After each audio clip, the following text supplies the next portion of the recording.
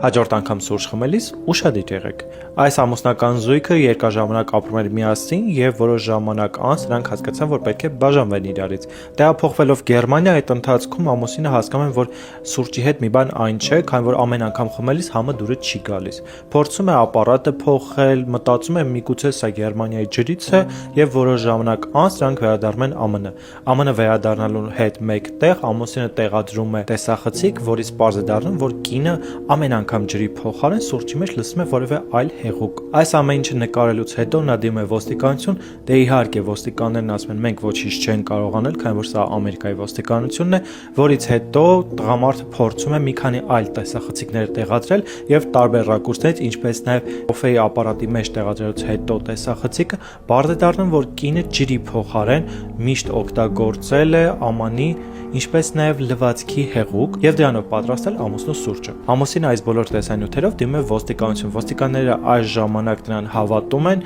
եւ դիմում դատարան։ Պարզվում է, որ կինը ունի հոգեկան խնդիրներ, խանգարումներ, որի արդյունքում էլ այս ամեն ինչը կատարվել է։ Կնոջը ձերբակալում են եւ դատապարտում 3 տարի ազատազրկման։